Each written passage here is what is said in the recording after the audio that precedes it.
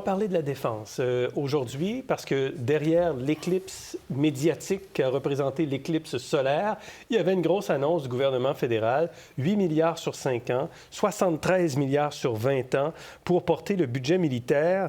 Et là, je veux voir donc 7 milliards, presque 8 milliards d'ici 2028-29 et 73 milliards jusqu'en 2043-44. Donc, pour arriver à 1,76 % de la valeur du PIB qui est pour la défense en 2029-2030. Et on va le voir dans le prochain graphique, les dépenses en défense des pays membres de l'OTAN. Le Canada est pas mal dernier de classe. Là, il n'y a pas grand monde là, qui fait pire que le Canada. Les États-Unis, la Pologne sont grandement en tête. On vous les a tous mis, là, les pays, pour qu'on voit clairement, le Canada est en rouge ici, que le Canada est loin. Est-ce que c'est assez, cet investissement qui est annoncé? Bien, je pense qu'il faut regarder l'investissement en se disant on a besoin de faire des investissements. On a nos hélicoptères, nos avions qui sont prêts pour le musée, puis pas nécessairement sécuritaires.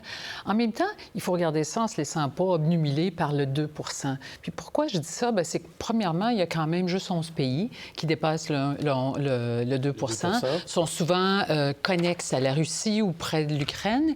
Et puis, en augmentant, on va se retrouver très, très, très près de la France, qui est à 1,9 %. Mais ce qui est encore plus important, c'est de se dire que les Américains là, qui dominent, puis M. Trump, il fait tout ce tintamarre, ils dépensent peut-être 766 milliards par an. C'est 30 % de plus que nous. Mais l'industrie de la défense aux États-Unis, elle génère des revenus pour les Américains de 400 milliards. Imaginez, dans le fond, ils dépensent, puis de l'autre côté, ils ont une immense industrie qui génère des profits, alors que nous, comme un petit pays, parce qu'on ne produit pas domestiquement, on l'achète à l'étranger. Donc vous êtes à l'aise avec l'investissement qui est annoncé aujourd'hui? Absolument. Puis il faut être capable de surveiller nos côtes. Puis il faut... Bien, c'est, comme a dit M. Trudeau, on est parti d'1 %, on monte. Je pense que c'est...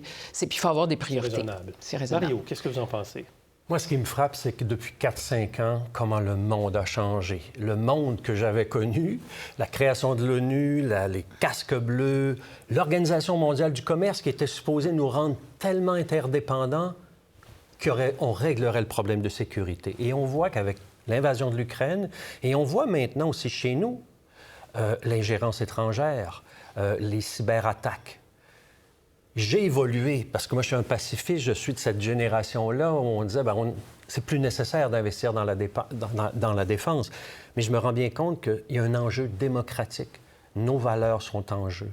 Et on a l'obligation non seulement de penser à nous, mais de penser, par exemple, aux Ukrainiens qui essaient d'avoir un modèle qui nous ressemble. Donc, c'est un monde qui change et on doit l'accompagner. Et donc, on doit aller plus loin que 1,76 % du PIB? Pas tout de suite. Il y a de grandes priorités, je pense. De faire le pas de 1,38 qu'on est à 1,76, c'est quand même important, là. Oui. Donc, on a un pas, je pense, qui va dans la bonne direction. Et par ailleurs, pour monter à 2, il faudrait qu'il y ait une conversation pan-canadienne absolument importante avec la population. Je pense qu'on ne serait probablement pas prêt à mettre 15 milliards par année de plus sans qu'on ait une conversation importante pour nous amener à comprendre ce que sont les nouveaux risques aussi. Parce que là, on dit 8 milliards sur 5 ans. Mais si on voulait être à 2 % du PIB, il faudrait mettre 15 milliards par année. Mais il faut penser aussi, je pense, à des alliances. Vous savez, quand on a attaqué l'idée de dire on va aller dans l'espace, il y a eu des conglomérats, nous, on a fait le bras canadien. Je pense qu'avec la guerre des étoiles puis la sophistication du marché de la défense, on ne peut pas se dire aujourd'hui on va investir tout seul. Il faut être dans des projets communs. On a vu l'Angleterre, là, eux, il y avait la marine anglaise, c'était la fierté. Bien, leurs sous-marins nucléaires ont eu des enjeux, ils vont coûter près de 40 milliards, puis il y a même le missile, là, un test de missile récemment qui s'est retrouvé dans le fond de l'océan. Fait que de faire des associations, puis de penser comment stratégiquement on peut investir ensemble dans des choses qui vont, à tout le moins, nous permettre de maintenir notre souveraineté puis d'aider un peu le reste du monde. Et où va cet argent? Là, vous parlez qu'il faut remplacer du matériel militaire. Ça fait longtemps qu'on en parle. Ben oui, exactement, qui sont prêts pour le musée. Mais en même temps, on parle de l'Ukraine qu'il faut appuyer. Et on parle de la défense également de l'Arctique face aux changements, des changements climatiques et de la géopolitique aussi. Nos glaciers fondent. Les bateaux russes peuvent passer. C'est à ça qu'il faut penser d'abord, Mario? Oui. Et je pense que le message a été donné à M. Trudeau et au Canada en disant, nous, l'Europe, on est en train de construire l'Europe de la défense. C'est ce qu'ils sont en train de faire. On va participer, mais je pense que les Européens ont certainement dit au Canada, attendez pas qu'on vienne vous aider dans le nord du Canada. Vous êtes dans le NORAD. On parle beaucoup de l'OTAN, mais il y a un autre acronyme qui est le NORAD. Hein, avec les États-Unis. Les États-Unis. Donc, il nous revient, je pense. Et n'oublions pas, moi, je regarde aussi la Chine. La Chine, actuellement, s'installe dans des îles des Philippines. Et une fois qu'elle va être installée, elle va dire « Mon drapeau est là, je vais chercher les ressources ». Qui nous dit que les Russes ne pourront pas faire ça dans le nord canadien? En fait, ils font déjà. Ils font déjà, vous savez... C'est une vraie menace pour nous. Bien, regardez, en 2021, il y avait une compagnie qui s'appelait TMAC d'or, qui avait un grand projet au Nunavut. Les Chinois, une société d'État, ont voulu l'acheter. Pourquoi? Pas juste la société. Ça leur donnait un accès au passage nord-ouest qui est stratégique, surtout avec l'accroissement des voies navigables. C'est une voie qui est plus courte que le canal de Suez. Alors, finalement, le gouvernement canadien a bloqué la transaction. Agnico a acheté cette entreprise, mais les Chinois sont installés, les Russes viennent voir. On a un immense territoire, puis des ressources naturelles qui deviennent accessibles avec la fonte des glaces. Alors, c'était une autre annonce du gouvernement Trudeau aujourd'hui. Je vous annonce que le budget est le 16 avril, mais on a déjà une bonne partie du budget qui a été annoncé dans les derniers jours.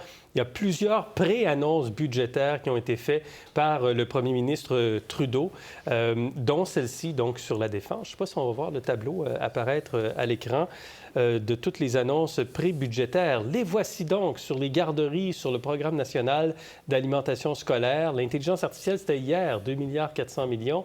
C'est important. Le logement, 7 milliards. La défense, un peu plus de 18 milliards. Il y a beaucoup d'argent supplémentaire en prêts, etc. Donc, beaucoup d'annonces prébudgétaires.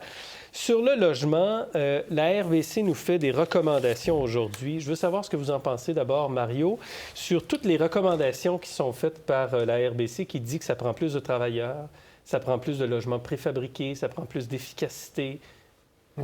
Moi, j'ai lu le document et j'aime. D'abord, il est très pédagogique, c'est très bien fait. Et ils font une chose qui est fondamentale, puis on en a parlé ensemble avec vous, Gérald, déjà.